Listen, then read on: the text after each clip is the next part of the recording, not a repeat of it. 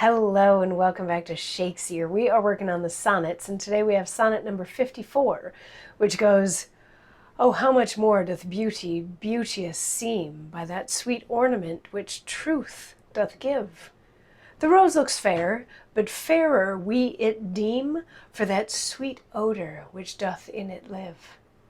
The canker blooms have full as deep a dye as the perfumed tincture of the roses, hang on such thorns and play as wantonly when summer's breath their masked buds discloses.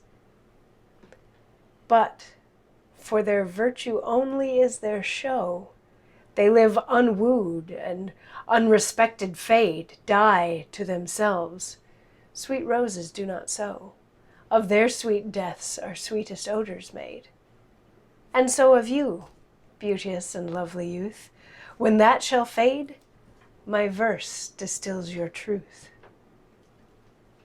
So this is sort of back to the sweet love poem thing, and back to the theme that we saw quite some time ago about how Shakespeare would preserve the fair youth or preserve the listener in the form of the poems. But what Shakespeare starts out with at the beginning of this is, we love things that are not only pretty to look at, but also have substance to them. Like, we love roses because they're gorgeous, but also because they smell really nice. There are other flowers that also look like roses and also have thorns and also bloom at about the same time and that sort of thing, but they don't smell as nice. So when they die, nobody notices. But when a rose dies, you can take the petals and dry them out, make perfumes, and the rose lives on and is therefore beautiful even well after the time in which the rose itself exists. And he's saying the same is true of you, my lovely fair youth. You are so lovely that even when you're gone, you will live on in my verses. You will live on in everybody's thoughts and all that sort of stuff through my poetry, because you are so wonderful and so lovely.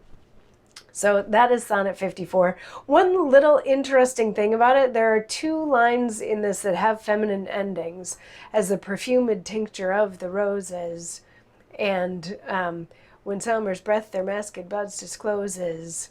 Those end with the feminine sort of downswing as opposed to the masculine sort of upswing.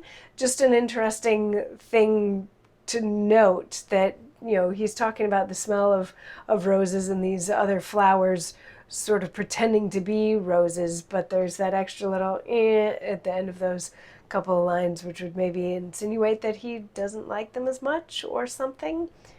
Anyway, like you weren't going to get that from the rest of the sonnet. Anyway, that's Sonnet 54, and I'll see you tomorrow for Sonnet 55. Mwah.